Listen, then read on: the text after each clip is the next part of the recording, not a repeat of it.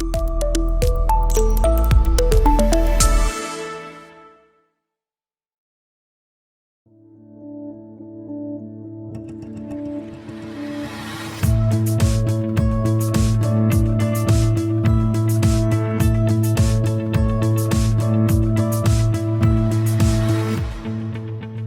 our first section, Defend, we will first hear from John Seth Anderson. We're going to transition into the next section of our summit today, which is the Heal section. And we're going to start with Dr. David J. Schlosz. David is a psychotherapist and a counselor educator who is keenly aware of the trauma and harm caused by conversion therapy. He participated in CT programs in both South Africa and the United States, one of which was an 8-month residential program. Although he is originally from Cape Town, South Africa, he now resides in Austin, Texas with his 3 teenage children. David graduated from Texas State University with a master's degree in professional counseling and from the University of Texas in San Antonio with his Ph.D. in Counselor Education and Supervision. And with that, we'll turn it over to David. Hey, thank you so much, Michael. I appreciate it. Thank you, everybody. I have been so fascinated by everything that's been presented here today. And just the quality of all the presentations have been phenomenal. And wow, I think I've learned so much. You know, my story started out, and I want to share a little bit about this before I share my screen with you, because I did a PowerPoint. I'm really proud. So before I share that with you,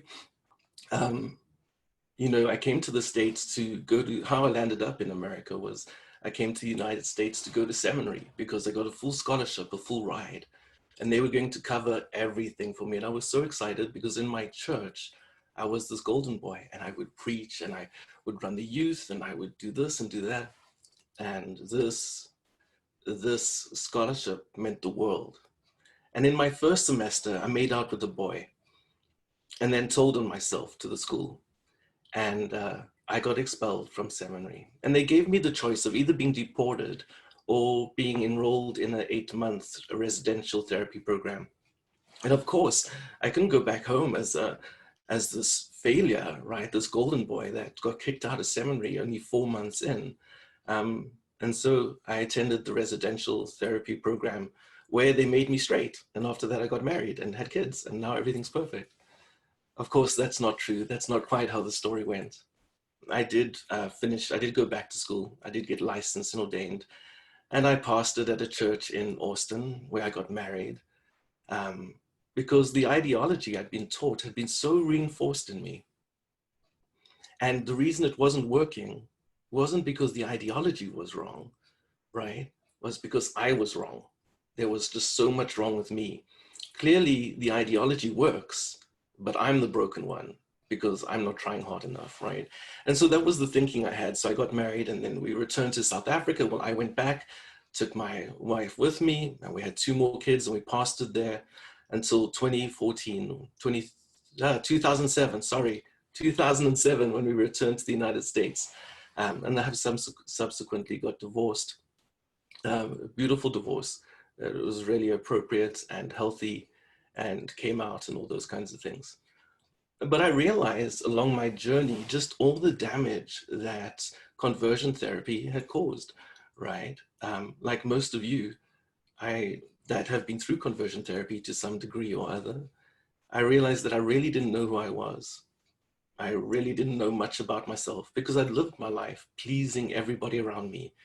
I'd lived my life with great perspicacity, figuring out what it is that people expected of me and then becoming that thing. And so I had no idea who I was. And so when I did my PhD program, I wanted to look into this idea about identity development, specifically for people who've been through conversion therapy. And that's what I'm going to touch on this morning. So at this point, I will share my screen with you. Okay, so I wanted to look at the examination of the impact of conversion therapy on gay identity development. And I just shared with you some of my background. I live in Austin at the moment. One of the things that I haven't shared that I do want to own, based on what some of the previous participants have shared, is that when I returned to the United States after being in conversion therapy there, I became a guest speaker.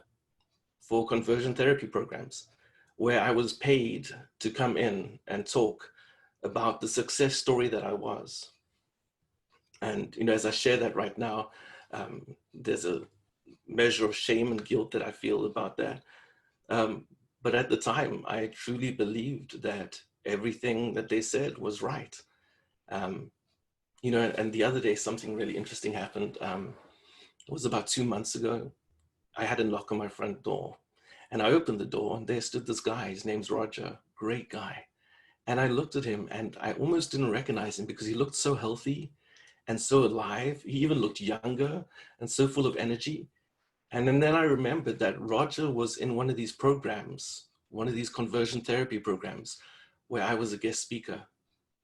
And he asked if he could speak with me, and he sat down, and all I could do was apologize and say, I am so sorry for reinforcing the shame that you were already experiencing. I'm so sorry for taking the shame that I was experiencing and putting that onto you, and for propagating a belief system that was based on lies and was so erroneous. Anyway, and Roger got to tell me how he's dating this guy now, and he's so happy, and I was so glad to hear this. Yeah, I just wanted to own that today because of my participation, both as a survivor of conversion therapy, but also as a bit of a propagator of it too. I really wanted to do the study for a number of reasons, because I don't think that there's a lot of literature out there at the moment regarding the impact of conversion therapy on identity development, firstly. Secondly, I wanted to put together a study where we could use the results to continue to promote legislation that bans reparative therapy. And at the moment, well, at the time of the study, there were no longitudinal studies showing what the results of conversion therapy were. Every now and then, I might say reparative therapy, because I've tended to use those words interchangeably, but I'm going to try use conversion therapy mainly from now on. And so I had a number of participants. I did 12 interviews, 10 participants qualified, and this was a qualitative study. I did a heuristic study, which basically meant that in order to do the study, I needed to have a familiarity with the phenomenon being studied. And I did, because I'd participated in a program. And so I had all these participants.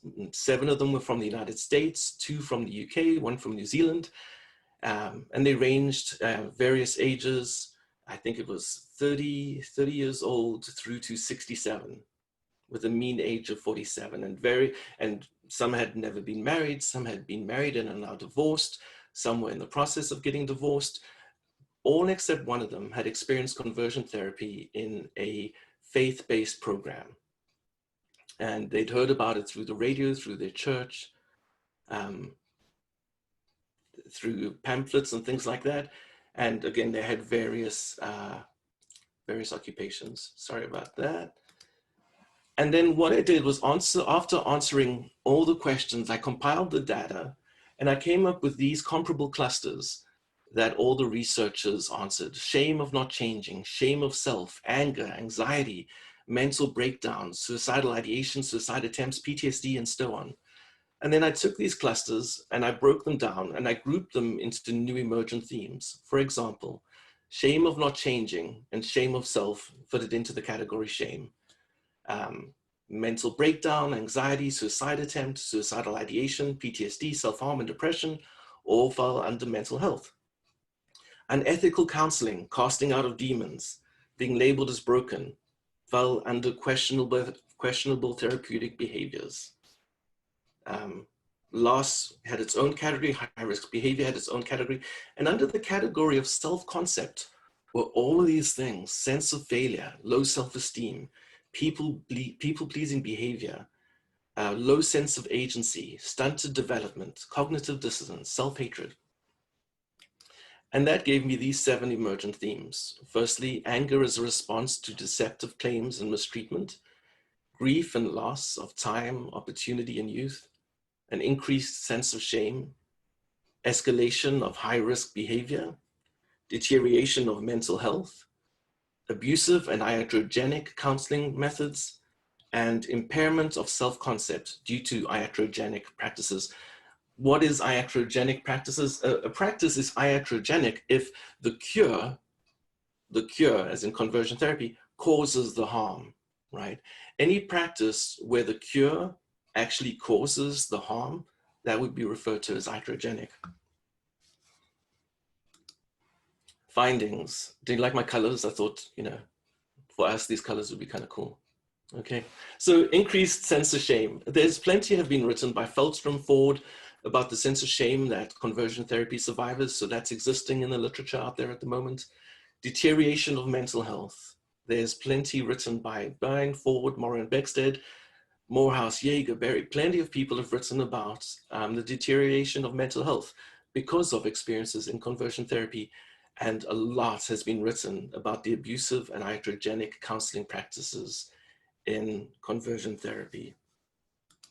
Some of what I found was new in the study, where at the time of writing, there wasn't very much literature out there, was anger that the participants felt as a response to deceptive claims into mistreatment. All of the co-researchers felt angry. And I thought this was such a good thing at the end, because I remember from my time in reparative therapy, in conversion therapy, and for the time of many of the participants in the study, during their time in conversion therapy programs, they weren't feeling angry while in the program. If they were, it was anger at themselves, but they weren't feeling angry at the program, at the leader, at the ideology. And when they left, so many of them began to feel this increased sense of anger about what they'd endured. And I wondered whether this anger, while this anger in post-conversion therapy was an indicator of growing mental health, because I think anger is an appropriate response to that mistreatment. So that was an interesting finding. And I think that's common to many of us, the anger that we feel when we realize everything that we've lost, everything that we've endured. Another factor that was interesting was grief and loss of time, opportunity, and youth.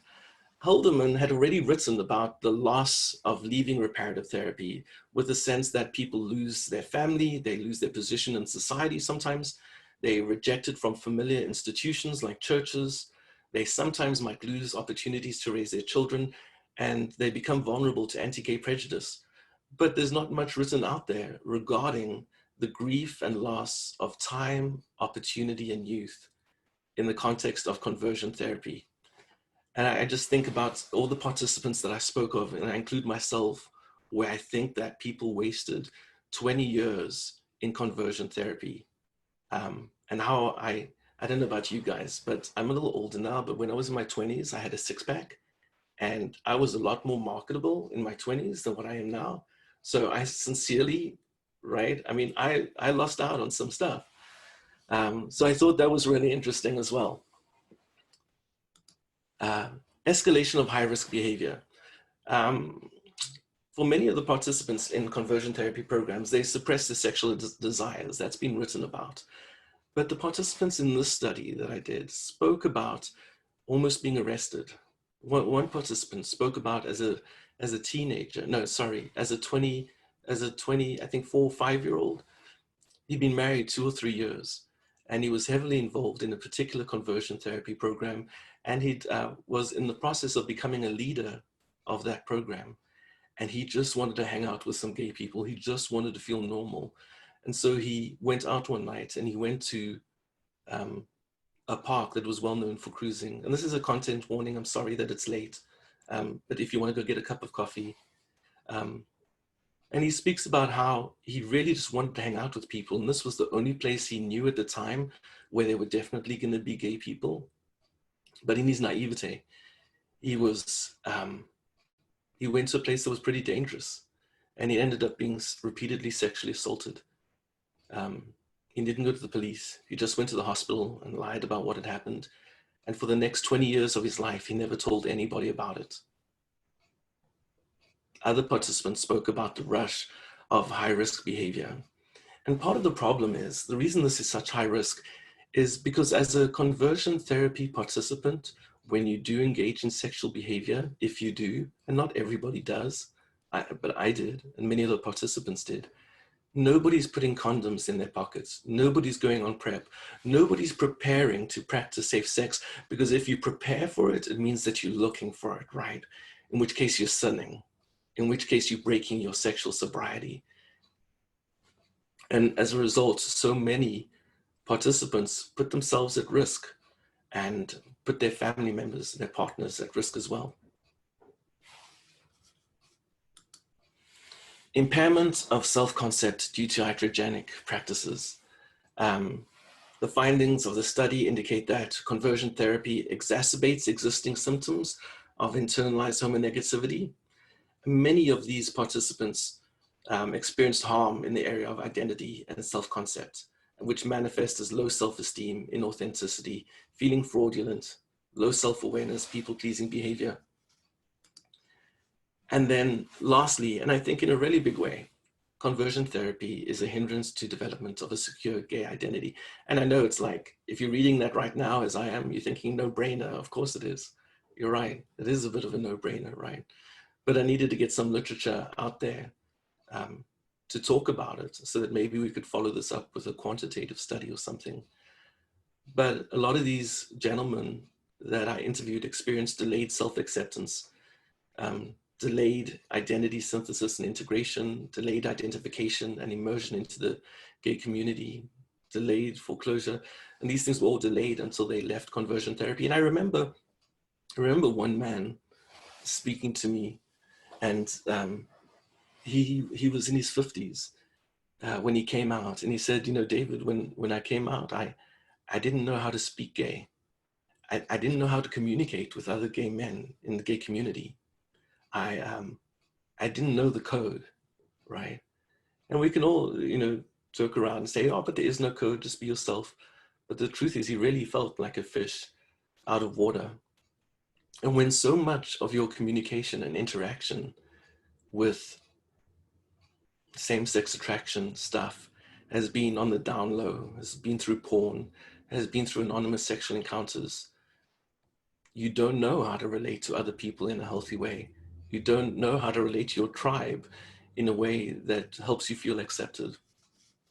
And so I thought that was really interesting. So there are a lot of implications for the study. One of the implications, I think, is that our gay identity development models are fairly limited. And I think it would be valuable to investigate the development of a gay identity development model for people of faith. There's plenty of implications for the counseling practice, education being one of them, knowing how to work with survivors of conversion therapy for counselor education, teaching about conversion therapy in our counselor education classes, in our programs, understanding that counselor educators are gatekeepers as well, being aware of students that are coming through your program that differ with you or differ with the ethics regarding conversion therapy. And then there's a lot of implications for advocacy as well. I want to end with the story of a young man that I did the study on that for me was so devastating to hear his story. And this is a trigger warning for anybody out there that maybe wants to go to the bathroom or get another cup of coffee. But this young man was 30 at the time that I interviewed him. And he explained how when he was 14 years old, his dad took the laptop to work for a meeting in his dad's company. And his dad was about to pull everything up on the projector, and he did, and accidentally pulled up the browsing history. And this young man had been using his dad's computer to surf the internet for gay porn as a 14-year-old. His dad was particularly embarrassed about this exposure, and immediately the next day sent his son to go speak to the pastor in their church. The pastor knew what to do and enrolled this boy in a conversion therapy program, but then also made this young man go and confess to 12 men, I think 14 men, no, 12. He was 14 years old, to 12 men in the church, where he had to go and confess his sin to them. And where these men got to tell him that he was an abomination, a chronic masturbator, a pervert, that he was a major sinner, that he was filthy, as a 14-year-old. And then this 14-year-old had to go to counseling every single week. And he experienced so much suicidal ideation after this event. But he told me about a year later or so, when he was in counseling, how he went to go for counseling one day and he noticed that some of the questions his counselor was asking him, his licensed counselor was asking him, were kind of strange and they felt intrusive. And he noticed that his counselor was getting an erection during the session. And he went to go tell his pastor about this and say, excuse me, I just want to say that this is happening, like a good boy should.